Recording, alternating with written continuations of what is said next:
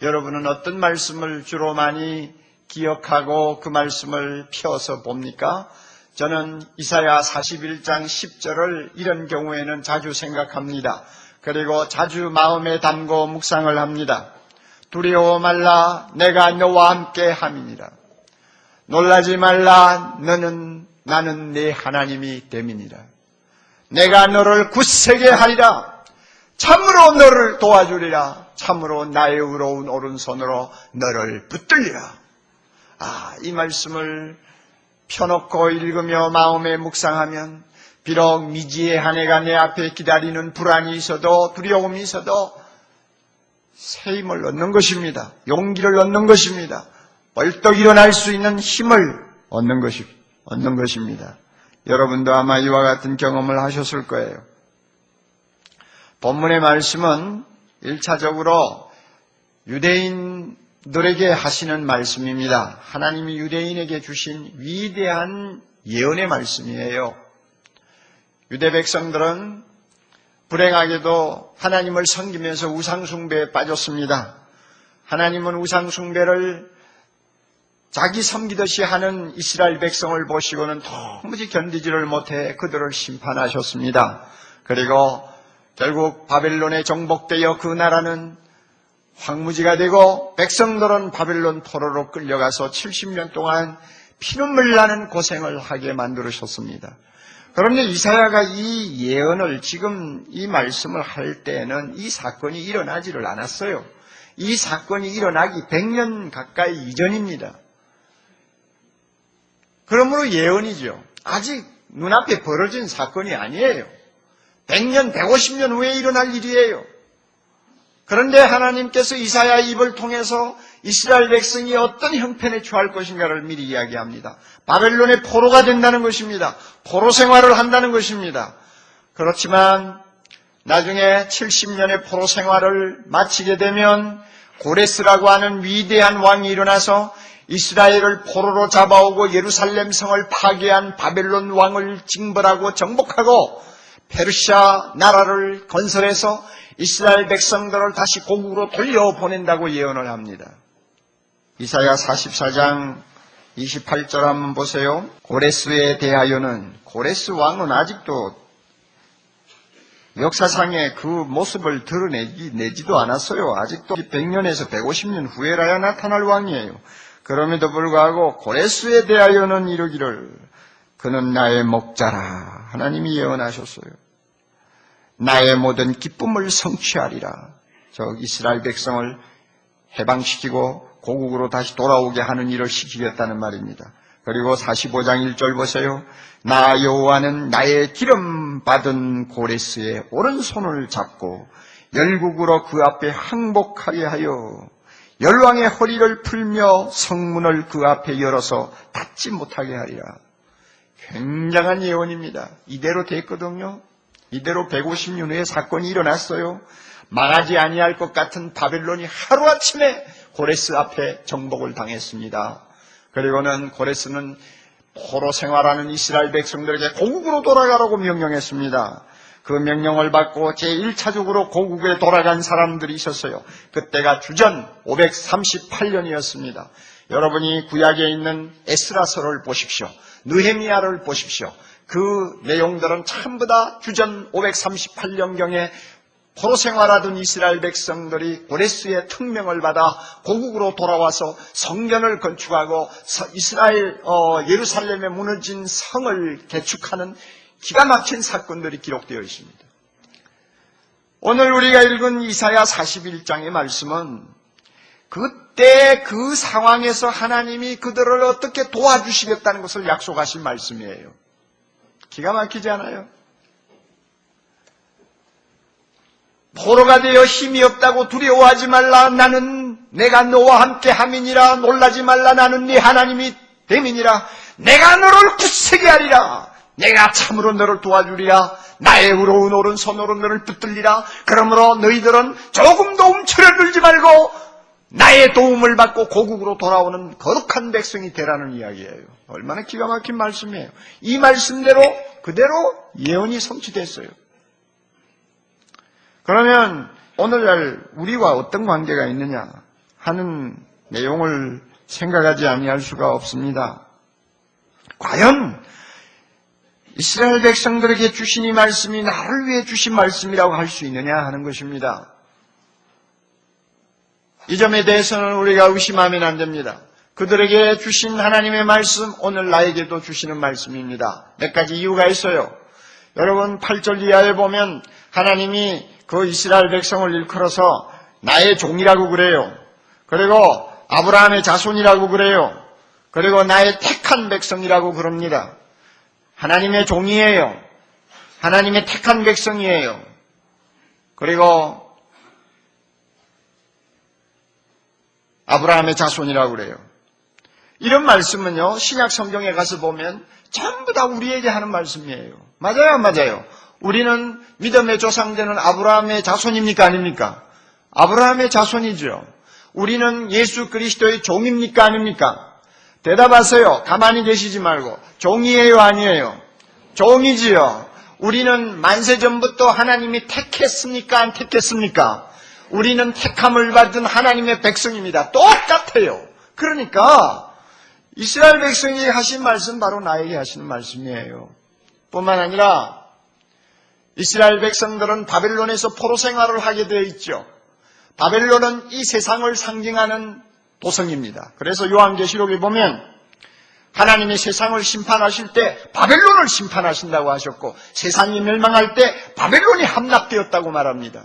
그러므로 우리도 바벨론과 같은 세상에서 정말로 어떤 면에서는 노예 생활하는 것이에요. 얼마나 어려운 일을 많이 당하면서 하루하루를 삽니까? 그러므로 바벨론 포로 생활하는 이스라엘 백성에게 주신 이 희망의 말씀은 오늘 이 세상 바벨론에 살고 있는 우리에게 주시는 말씀 그대로란 말이에요. 그리고 이 말씀을 우리 하나님께서 나에게 주신 말씀으로 받는 이유가 또 있어요. 예수님이 세상에 오셔서 우리에게 하나님이 우리와 함께 계심을 증거해 보이시고 마지막으로 이 세상 떠나시면서 주신 위대한 약속이 있습니다. 볼지어다 내가 세상 끝날까지 항상 너희와 함께 있으리라. 항상 너희와 함께 있으리라. 이 약속을 주님이 주고 가셨는데 이 약속과 이사야가 이스라엘 백성에게 하신 이 약속이 뭐가 다릅니까? 두려워 말라 내가 너와 함께 함이니라 하는 말씀하고 볼지어다 내가 항상 이 세상 끝날까지 너희와 함께 있으마 하는 약속하고 뭐가 달라요? 똑같아요. 그러므로 이 말씀은 바로 우리 모두를 위한 말씀이라는 것을 그대로 받으시기를 바랍니다. 그럴 때 이 말씀이 오늘 우리 모두에게 은혜가 됩니다. 우리는 이 말씀을 잘 압니다. 그리고 묵상도 하고요. 설교도 자주 듣습니다. 그런데 문제가 어디 있느냐 하면 이 말씀의 능력을 꼭 필요로 할 때 잘 체험하지 못한다는 데 있습니다. 알기는 아는데 하나님이 나와 함께 한다는 거 알아요. 하나님께서 나의 오른손을 붙들어 주신다는 것도 알아요. 그럼에도 진짜 하나님의 강하신 팔이 나를 붙들어 주셔야 될 순간에는 이 말씀이 나에게 실제로 능력을 나타내는 경우를 자주 보지 못한다는 말입니다. 여러분 얼마나 굉장한 사건이에요. 하늘과 땅의 모든 것을 다 소유하고 계시는 강하신 하나님이 나를 꽉 붙들어 주시겠다고 약속하는데 이거 얼마나 큰 사건이에요. 하나님이 나와 함께 하시겠다고 말씀하시는데 하나님이 나와 함께 하시면 누가 나를 데려갈 수 있습니까? 누가 나를 꺾을 수 있습니까? 누가 나를 여러분 약하게 만들 수 있습니까? 얼마나 대단한 사건이에요. 그런데도 이 사건이 실제로 나에게 일어나는 일이 그렇게 많지를 않다는 거예요. 그리고 내가 원하는 것만큼 하나님의 이 놀라운 은혜를 체험하지 못하고 있다는 것입니다. 이것이 오늘 우리 모두의 문제가 아닌가 생각을 합니다. 이런 문제를 좀 생각해보고 우리가 어떻게 하면 이런 모순을 극복할 수 있는지 우리 함께 좀 성령의 인도함을 받으면서 자신을 돌아보는 시간이 되었으면 좋겠습니다. 몇 가지로 한번 생각해 봅시다. 첫째로요. 왜 하나님의 이와 같은 약속의 능력을 잘 체험하지 못할까? 첫째로는요. 우리가 하나님의 신실하심을 잘 모르고 실수할 때가 많아요. 이런 점을 한번 반성할 수 있기를 바랍니다. 하나님은 신실하십니다. 할렐루야. 그는 절대 거짓말하시지 않습니다. 하나님이 신실하시다는 것을 설교자가 변호할 수가 없어요. 변호할 필요가 없어요. 설교자가 하나님이 신실하다는 것을 잘 변호한다고 해서 하나님이 갑자기 신실해지는 것도 아니고, 설교자가 변호하지 못한다고 해서 하나님이 금방 거짓말쟁이가 되는 것도 아닙니다. 설교자는 하나님의 신실을 변호할 수가 없을 뿐 아니라 하나님 자신도 자기의 신실함을 위해서 설교자를 필요로 하지 않습니다. 하나님은 항상 신실하십니다. 변함이 없이 신실하십니다. 그러므로 거짓말하시지 않습니다. 그가 한번 말씀하시면 그 말씀은 반드시 성취되고 맙니다. 사무엘상 15장 29절 말씀입니다. 이스라엘의 지존자 하나님은 거짓이나 변개함이 없으시니 그는 사람이 아니시므로 결코 변개치 아니하심이니이다. 하나님은 사람이 아닙니다. 거짓말하지 않습니다. 절대 마음이 이랬다 저랬다 하시는 분이 아니에요. 그러므로 그가 말씀하셨으면 그것은 바로 진리입니다. 데살로니가전서 5장 24절 너희를 부르시는 이는 미쁘시니 그가 또한 이루시리라. 미쁘시다는 말이 무슨 뜻이에요? 신실하시다는 말씀입니다. 하나님은 신실하십니다. 그러므로 반드시 이루십니다. 우리가 이 사실을 어떤 때는 잘 모르든지 깜빡할 때가 많이 있어요. 하나님이 얼마나 신실하신가를 아브라함을 보면 우리는 금방 알지 않습니까? 하나님이 아브라함을 불러가지고 너 고향 떠나라. 내가 내 말대로 고향 떠나서 내가 지시하는 땅으로 가면 내가 너에게 복을 주겠다. 너의 후손이 하늘의 별과 같이 많아지도록 하겠다. 그리고 너희는 온 세상 민족이 복을 받는 복의 근원이 되게 하겠다. 약속했어요. 아브라함이 그 말씀을 믿고 하나님을 따라갔습니다. 그런데 그가 하나님을 따라갈 때 75세였어요. 75세에 하나님 따라갔는데 여러분 놀라지 마세요. 25년 동안 자식 하나 주지 않았어요. 혈육 한 점 주지 않았어요. 내 후손이 하늘의 별과 같이 많겠다고 약속을 해놓고도 25년 동안 100살이 될 때까지 혈육 하나 주지 않았어요. 그런 하나님을 누가 믿어요? 그런 하나님이 신실하다고 우리가 말할 수 있겠어요? 그러나 놀라운 일, 하나님은 신실합니다. 아브라함의 몸이 자식을 낳을 수 없을 만큼 늙었고 그의 아내 사라가 90이 되어가지고 생산할 가능성이 전혀 없는 죽은 몸과 같이 되었음에도 불구하고 하나님은 자신의 약속을 기억하셨습니다. 아브라함에게 내가 이런 약속을 했지. 반드시 지켜야지. 그 몸이 다 죽은 것처럼 되었지만 내가 지켜야 돼. 그래가지고 100살의 이삭이라는 옥동자를 주시지 않았어요. 우리 하나님 얼마나 신실합니까? 놀라울 만큼 신실합니다. 이 신실하신 하나님이 우리에게 약속하시는 거예요.